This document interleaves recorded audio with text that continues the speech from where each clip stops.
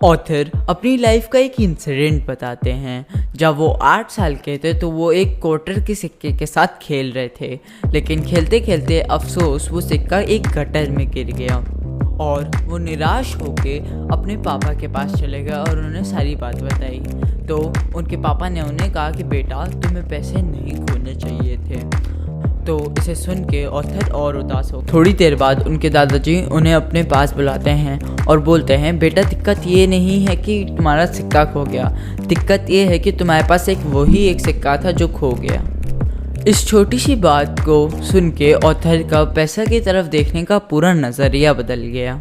Author बताते हैं कि एक वर्कशॉप में चैरिटी का अमाउंट कलेक्ट किया जा रहा था, लेकिन सारी कलेक्शंस करने के बाद भी उन्हें $1 मिलियन की कमी पड़ रही थी। सभी लोग बहुत निराश हो गए थे, लेकिन तभी भीड़ से निकल के एक आदमी आता है और $1 मिलियन का चेक दे के जिससे उनका टारगेट पूरा हो जाता है। ऑथर को ये रियलाइज़ हुआ कि हर कोई उस अमीर आदमी की तरह बनना चाहता है। अमीर बनने का मतलब ये नहीं कि आपके पास एक प्राइवेट बीच या लैम्बोर्गिनी होनी चाहिए। अमीर बनने का ये मतलब है कि आप दूसरों को एक हेल्पिंग हैंड प्रोवाइड कर सकें। ऑथर बताते हैं कि सबसे मुश्किल काम है दूसरों की जेब से अपना पैसा निकलवाना, मतलब who's got my money. Rich बनने के लिए ये फैक्टर बहुत इम्पॉर्टेंट, नहीं तो आप भैंस के सामने बीन बजाते रह जाओगे। आपने ये बहुत लोगों को कहते सुना होगा कि वो मेहनत तो बहुत करते हैं लेकिन उनके पास पैसे नहीं आ रहे। आपने कभी सोचा है कि टीवी में फरारी और ऐसी स्पोर्ट्स कार्स की एड्स क्यों नहीं आती? क्योंकि ये कंपनीज एड्स चलाती ही नहीं, क्योंकि ये बहुत अच्छे से जानती हैं कि जो टीवी में टाइम वेस्ट करते हैं वो कभी भी ये कार नहीं खरीद पाएंगे। अमीर लोग बहुत ही समझदार होते हैं। वो पहले अपने कस्टमर्स ढूंढते हैं, वो किसी को भी सामान नहीं बेचना शुरू कर देते, क्योंकि वो जानते हैं कि हर कोई उनका सामान नहीं खरीदेगा। जनरली हम लोग सोचते हैं कि जो ज़्यादा कमाता है उसकी वेल्थ ज़्यादा होती है और जो कम कमाता है उसकी वेल्थ कम होती है, लेकिन दोस्तों ऐसा नहीं होता। लेकिन पैसों के अलावा भी ऐसे 2 फैक्टर्स हैं जो कि पैसों को इफ़ेक्ट करते हैं, जो कि है टाइम और मोबिलिटी। आज के डिजिटल एज में आपको समय, फ्रीडम और पैसा तीनों चाहिए अगर आपको अमीर बनना है। तो मान लो 2 आदमी हैं, एक का नाम है लियाम और दूसरे का है ईथन। लियाम एक मल्टीनेशनल कंपनी में काम करता है जहां उसे हर महीने 90,000 रुपये मिलते हैं। दूसरी तरफ ईथन अपना खुद का ऑनलाइन बिजनेस स्टार्ट करता है जहां वो हर महीने 60,000 तक कमा लेता है। अगर मैं आपसे पूछूं कि इनमें से ज़्यादा अमीर कौन है तो आप लोग कहेंगे लियाम ज़्यादा अमीर है, लेकिन ये तभी तक सही है जब तक वो इनकम एब्सोल्यूट हो। लेकिन ये लाइफ है, हर एक चीज़ रिलेटिव होती है। तो लियाम हर हफ्ते 50 घंटे काम करता है, वहीं ईथन हर हफ्ते 15 घंटे काम करता है।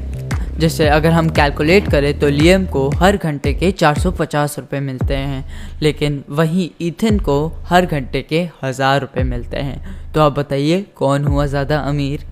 तो इस कंडीशन में ईथन, जो कि सिर्फ 60,000 रुपये कमाता है, वो लियाम से ज़्यादा अमीर हुआ। वो फ्री टाइम में ईथन अपने बिजनेस को ग्रो करने के लिए थोड़ी और मेहनत कर सकता है, कुछ स्किल्स डेवलप कर सकता है। वहीं दूसरी तरफ लियाम के लिए ये सब काम करना बहुत ही मुश्किल होगा। एक कॉन्सेप्ट है जियो आर्बिट्रेज, मतलब महंगे से महंगे शहर में कमा के सस्ती से सस्ती जगह पर रहना।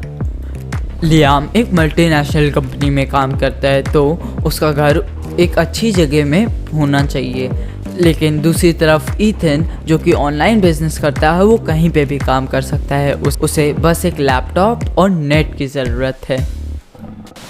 दूसरी तरफ लियाम क्योंकि एक अच्छी जगह पे रहता है, वहाँ का आने जाने का खर्चा, खाने पीने का खर्चा और वहाँ का रेंट ही इतना ज़्यादा होता है कि उसके पास और कोई पैसे बचता ही नहीं जिससे वो सेविंग्स कर सके। वहीं दूसरी तरफ ईथन जो कि एक ऑनलाइन बिजनेस करता है वो दुनिया के किसी भी कोने में रह सकता है। तो वो कमाता तो US डॉलर्स में लेकिन खर्चता बाली इंडोनेशिया में है, जो उसे बहुत ही सस्ता पड़ता है। जितनी बार लियाम एक अच्छे रेस्टोरेंट में जाके खाना खा सकता है उससे 4 टाइम ज़्यादा, यानी कि 4 बार ईथन इंडोनेशिया बाली के अच्छे से अच्छे रेस्टोरेंट में जाके खा सकता है। एक्चुअली ये काम सिर्फ ईथन ही कर सकता है क्योंकि वो ऑनलाइन काम करता है, वो जब चाहे तब काम कर सकता है। अब ऑनलाइन काम करने के बेसिकली 3 तरीके हैं। पहला, अपना खुद का प्रोडक्ट बना के उसे इंटरनेट पे बेचना।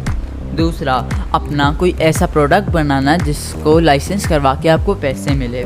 तीसरा, पुरानी चीज़ों को रीसेल करना। सपोज़ करो आपको एक खुद का ड्रॉप शिपिंग का बिज़नेस खोलना है, तो सबसे पहले आप अपने लिए कोई सामान खरीदोगे। सपोज़ करो वो वेबसाइट का नाम है अलीबाबा। अब सपोज़ करो आपने एक टी शर्ट खरीदी, अब आप उसमें एक्स्ट्रा डाल के सपोज़ करिए आपने उसे प्रिंटिंग करवा के उसे अमेज़ॉन और ईबे जैसी वेबसाइट्स पे बेच सकते। अब जितनी आसानी से मैंने ये बोल दिया, ज़रूरी नहीं है कि वो उतना ही आसान हो, लेकिन अगर आप एक चीज़ में मास्टर कर लो तो बाद में आप उसे आउटसोर्स भी कर सकते हो और उसे एक ऑटोमेटेड इनकम जनरेट कर सकते हो।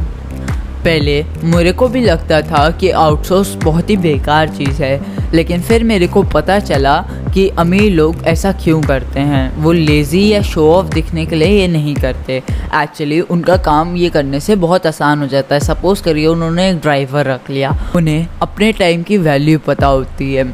वो जानते हैं कि जितना टाइम वो गाड़ी चलाने में वेस्ट करेंगे उतना टाइम वो कुछ वैल्यूएबल स्किल सीख सकते हैं, जिससे फ्यूचर में उतने ही टाइम में वो उनके सर्वेंट से ज़्यादा पगार कमा लेंगे। अगर आपको मेरी वीडियो अच्छी लगी हो तो प्लीज़ मेरे चैनल को लाइक, सब्सक्राइब और शेयर ज़रूर कर दीजिएगा, क्योंकि मैं ऐसे ही वीडियोस लाता रहता हूँ।